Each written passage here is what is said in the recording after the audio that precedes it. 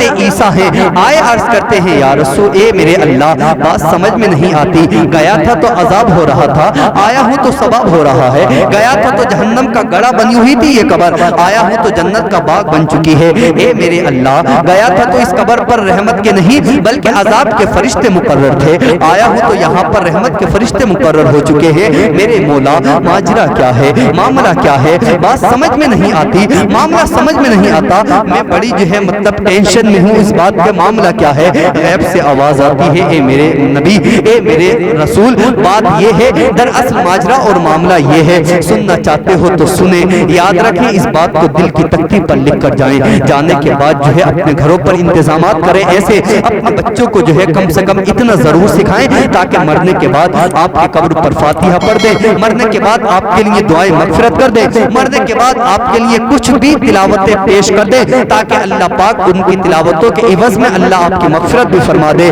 آپ کو اللہ پاک جنت میں مقام بھی عطا فرما دے، اللہ اکبر۔ حضرت عیسیٰ ہیں، جیسے ہی عریضہ پیش کیا جواب آتا ہے اے میرے موسیٰ اے میرے عیسیٰ اے میرے نبی اے میرے رسول، بات یہ ہے معاملہ یہ ہے، جب یہ جانے والا گیا تھا نا دنیا سے، جب یہ مرا تھا بڑا گنہگار تھا، بڑا ہی شیعکار تھا، بڑا ہی مجرم و نکار تھا، لیکن جیسے ہی گیا تو ہم اس کو اس کے گناہوں کا بدلہ دے رہے تھے، اس کو جو ہے اس کے گناہوں کی سزا مل رہی تھی، لیکن ہاں مرتے مرتے اس نے ایک اپنے بچے کو چھوڑا تھا، اس بچے کی عمر جب 8 یا 9 یا 10 سال کی ہوتی ہے، اس کی والدہ اس کو مولوی صاحب کے پاس لے کر جاتی ہیں اور مولانا سے عرض کرتی ہیں اے مولانا اس کو میرے بچے کو پڑھا دیا جائے، اس کو اعوذ باللہ بسم اللہ خوانی کرا دی جائے، اللہ اکبر۔ سب سے پہلا سبق بھی یہی ہوتا ہے، اگر ہمارے پاس بھی کوئی آئے، اگر کسی بھی مولوی یا مولانا یا قاری کے پاس کوئی جاتا ہے، سب سے پہلے اعوذ باللہ یا بسم اللہ کی تلاوتیں ہوا کرتی ہیں، جیسے ہی مولوی صاحب نے بسم اللہ الرحمن الرحیم کی تلاوت کروائی نا،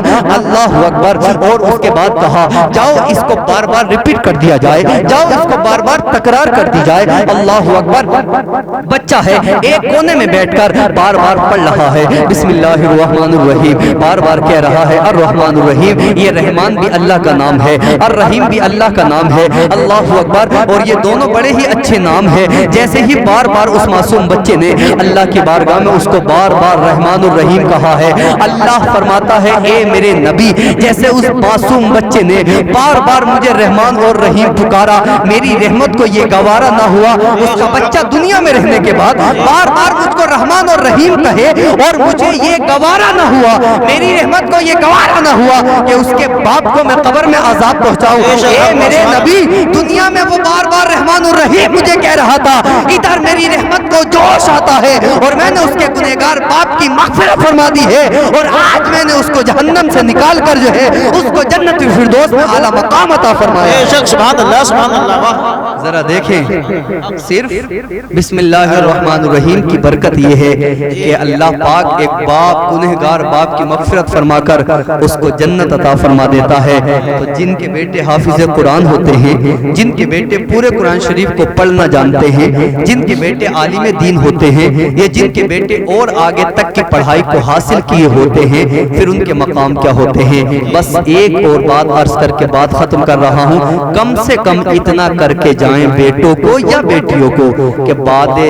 موت یعنی ہمارے جانے کے بعد وہ ہمارے لیے قرآن شریف کھول کر پڑھ لیں، ہمارے لیے وہ جو ہے کم سے کم قبر پر آ جایا کریں، اور یاد رکھو کم سے کم روز نہ جاتے تو ہفتے میں اپنے والدین کی قبر پر جایا بھی کرو، اپنے والدین کے جو ہے مطلب قبر پر جانے کے بعد دعائیں کیا کرو، اللہ اکبر کبیرہ۔ اس لیے کہ دیکھیں آپ سے بھی میں کہنا چاہتا ہوں اپنے لیے تیاری خود بھی کریں، اس لیے کہ آج کے دنیا کا ماحول ہے ہمیں خود نظر آ رہا ہے، صرف ہم چلے جاتے ہیں، تیجے میں ہمیں یاد کیا جاتا ہے، 10ویں یا 20ویں میں یاد کیا جاتا ہے، اس کے بعد ہم نے اگر بیٹے چھوڑے ہوں یا بیٹیاں چھوڑی ہوں یا گھر میں کوئی بھی چھوڑا ہو، وہ اپنی دنیا کے رنگینیوں میں جو ہے مشغول ہو جاتے ہیں، وہ دنیا میں ملوث ہو جاتے ہیں، میرے بھائی کوئی کسی کا نہیں ہے، اس لیے کم سے کم اپنا اتنا کر کے جائیں تاکہ وہاں پر جا کر رسوائی کا سامنا نہ کرنا پڑے، وہاں پر جا کر ہمیں جو ہے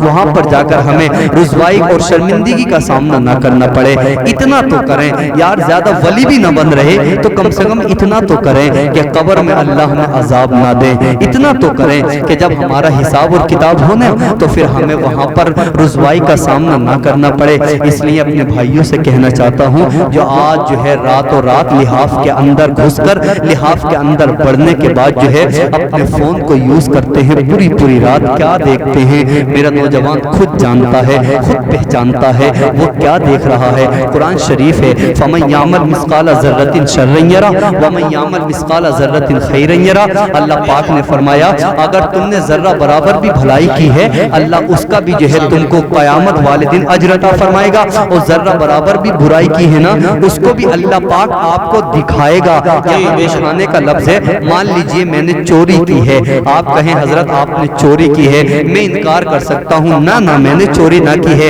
میری سپورٹ میں اور بھی لوگ آ سکتے ہیں تو پھر میں انکار کرنے کی وجہ سے بچ بھی سکتا ہوں، لیکن وہیں پر آج جیسے کیمروں کا دور ہے، آج جیسے فون کا دور ہے، آج جیسے ویڈیو کا دور ہے، وہاں پر ہی چوری کرتے ہوئے مان لیجئے میں کیمرے میں قید ہو گیا، میری جو ہے مطلب تصویر کیمرے میں آ گئی، آپ کہو گے او حضرت آپ نے چوری کی ہے، میں انکار کروں گا تو آپ کہیں گے رکے ایک منٹ، پھر آپ کیمرے کو اوپن کریں گے، آپ اپنے فون یا جو بھی آپ نے وہاں پر ویڈیو کی ہے اس کو اوپن کر کے آپ اگر مجھے دکھائیں گے تو پھر میری مجال یہ نہیں ہے کہ میں انکار کر دوں، اس لیے کہ میں دیکھ رہا ہوں ہاں میں چوری کرتے ہوئے نظر آ رہا ہوں۔ اسی طرح بلا تمثیل ایک مثال کے طور پر سمجھانا چاہ رہا ہوں، وہاں پر اللہ پاک بتائے گا نہیں آپ نے یہ بھی گناہ کیا تھا، راتوں رات یہ جو ہے موبائل پر ہم نے دیکھا، راتوں رات ہم نے یہ کیا تھا، بلکہ اللہ پاک دکھائے گا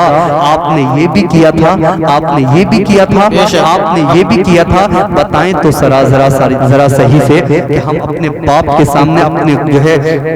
جرائم اور اپنے جو ہے مطلب غلط کاموں کو نہ دیکھ سکتے تو بتائیں وہاں رسول پاک اور اللہ پاک کے سامنے وہاں ایک نہیں بلکہ اولی تا آخرین وہاں موجود ہوں گے، ساری امتیں وہاں موجود ہوں گی، وہاں پھر ہم کیسے وہاں کا سامنا کریں گے؟ اس لیے میرے بھائی اتنا تیاری کریں، گناہوں سے بچتے رہیں، اتنی تیاری کر لیں تاکہ اللہ پاک ہمیں رسوائی کا سامنا نہ کرنا پڑائے اور اللہ پاک جو ہے ہمیں جو ہے ہمارے گناہوں کی بدولت جہنم میں ڈالنے کا ہمیں سبب نہ بنا دے۔ اس لیے اتنا ضرور کریں کہ ہمیں اللہ پاک قبر میں بھی